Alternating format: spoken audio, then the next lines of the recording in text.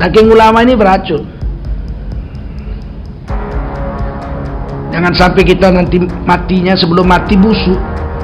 Nggak mati-mati, sampai busuk badan kita, sampai jijik orang memandikan jenazah kita akibat menghina para ulama. Viral, azab benar nyata bagi penghina HRS. Bukti daging ulama itu beracun. Rekaman Jarod mati gosong yang tidak diekspos ke media sosial kini viral. Tapi dengan Islam Samson Toloyo itu kok malah diikuti ajaran ini? Maka saya katakan, Rizik itu ketetesan darah Khawarij yang membunuh keluarga besar Nabi dari dinasti ke dinasti, bahkan membunuh Sayyidina Utsman dan Ali radhiyallahu anhu. Tolong, kalau nggak benar-benar ngaji yang benar, jangan main-main benci imam besar. Dalam tubuhnya ada darah Nabi kita Muhammad. Dalam kitab As-Sawa'iq, saya mau meneteskan air mata. Ada sebuah hadis Nabi pernah bersabda, siapa yang berbuat baik kepada anak cucuku, lalu anak cucuku belum mampu membalas kebaikannya di dunia, maka izinkan aku, kakeknya, akan menanti dia di hari kiamat. Aku yang akan membalas kebaikannya. Takbir. Paham gak maksud hadis ini? Berlaku sebaliknya. Jangan main-main yang suka ngobah-ngerobah wajah-wajah Habib Rizik. Jangan main-main yang suka menghina Habib Rizik di medsos. Kalian menghina cucu Nabi sama menghina Rasul kakeknya. Betul? Kalau dihubungkan berlaku hadis sebaliknya. Siapa yang berbuat kejahatan dengan anak cucuku, lalu anak cucuku tidak sempat membalas semua kejahatannya di dunia, maka dengarkan aku, kakeknya akan membalas semua kejahatannya nanti pada hari kiamat. Kalau sudah Nabi yang marah begitu, kita mau cari pertolongan dari siapa? Hati-hati sidang jemaah. Ternyata azab orang yang tidak melakukan amar ma'ruf nahi mungkar, membela orang yang terzolimi, mencegah si zolim berbuat zolim, satu cambuknya penuh kuburannya dengan percikan api, meledak percikan api di kuburannya. Apalagi kalau azabnya berlaku untuk orang zolim. Kesalahan orang ini apa? Satu cambuk meledak api besar di kuburannya, penuh kuburan oleh api. Dia tidak menolong orang yang terzolimi dari tangan si zolim. Terus bagaimana dengan kira-kira azabnya orang yang zolim? Bara cambuknya. Orang yang nak menolong orang zolim 100 cambuknya. Kalau si zolim, pupuh tadi sampai kiamat tiba. Jadi gawat sedang jemaah, hati-hati. Kuburan itu luar biasa. Lalu bagaimana nasib orang yang menghina para habaib, yang gak ngakuin habaib, mimpi dapat syafaat dari kakeknya, mimpi. Tolong hati-hati, hati-hati, karena faktor tidak dicium tangannya. Habib dicium tangannya, langsung mengatakan perkataan yang na'udzubillah min dzalik. Ingat, yang diminta oleh Habibullah Haddad apa itu? Salahuddin wa salahul qalb. Kalau hatinya rusak, hatinya bobrok, hatinya ada sifat hasudnya, na'udzubillah min dzalik, sangat berbahaya besok di akhirat. Perendahan kepada nasab, innalillah. Sampai ada yang mengatakan katanya, apa betul itu turun Nabi? Ayo dites DNA. Astagfirullah, innalillah. Menafikan, menolak nasab yang sudah jelas semacam itu, maka itu seperti mengqadhaf, menuduh orang melakukan zina, dosa besar.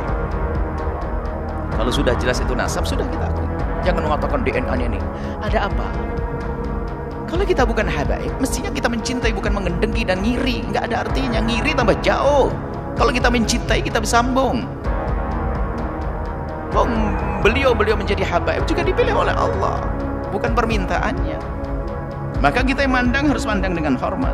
Kita cinta itu muhibbin, kita harus perhatikan itu muhibbin kepada kita. Bahkan sampai di hari kiamat, insya Allah kami akan menjadi saksi bahwa Anda cinta kepada habaib di hadapan Nabi, di hadapan para habaib. Karena itu tetap ahli sunnah wal jamaah. Siapa yang ngajari yang bertentangan ahli sunnah wal jamaah, tolak siapapun dia. Tetap sampai mati insya Allah menjadi orang ahli sunnah wal jamaah. Amin.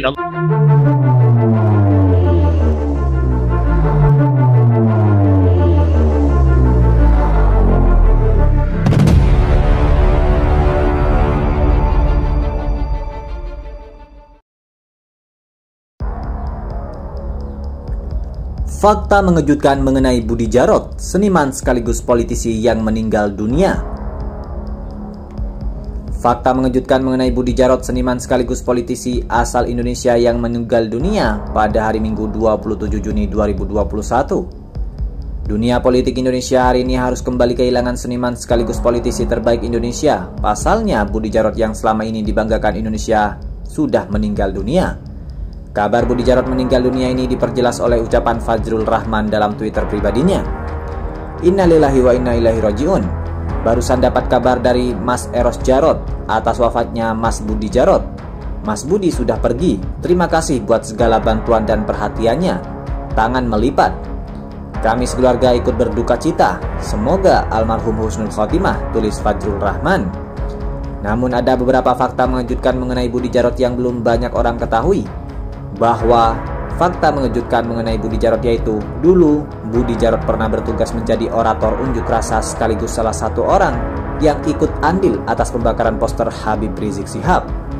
Namun saat ini Budi Djarot dilaporkan Teguh Syahril telah menjadi seseorang pengikut Imam Besar FPI Habib Rizik Syihab pada Kamis 30 Juli 2020 lalu.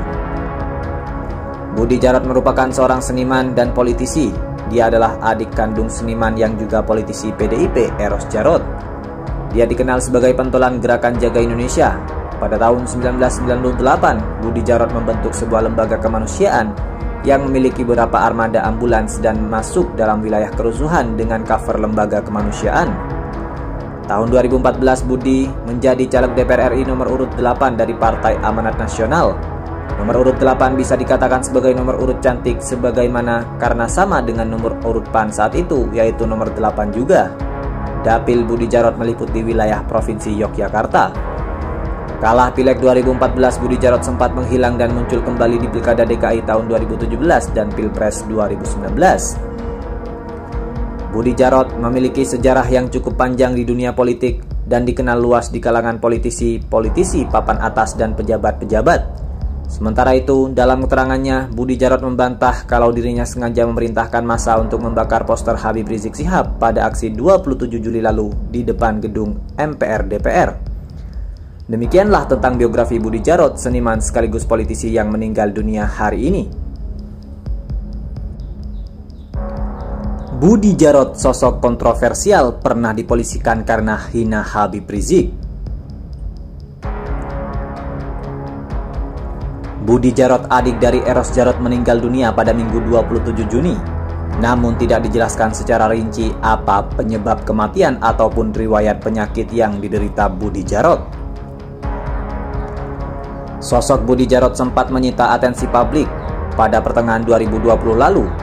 Pentolan Gerakan Jaga Indonesia ini menjadi orator unjuk rasa yang berujung dengan pembakaran poster Habib Rizik Syihab pada 27 Juli 2020 lalu. Oleh karena itu, Budi Djarot pun sempat dilaporkan Teguh Syahril, salah seorang pengikut Imam Besar FPI Habib Rizik Syihab. Akan tetapi dalam keterangannya, Budi Djarot membantah bahwa dirinya sengaja memerintahkan massa untuk membakar poster Habib Rizik Syihab pada aksi tersebut. Selain kontroversi tersebut, Budi dikenal membentuk sebuah lembaga kemanusiaan yang memiliki beberapa ambulans saat terjadi gerakan 1998. Ia juga beberapa kali mencalonkan diri menjadi caleg DPR RI pada tahun 2014 wilayah Provinsi Yogyakarta. Namun sayang, ia kalah dan sempat menghilang. Ia kemudian muncul kembali di Pilkada DKI pada 2017 dan Pilpres 2019. Berselang 1 tahun sejak kemunculannya menjadi orator, Budi Djarot menghembuskan nafas terakhirnya pada Minggu 27 Juni kemarin.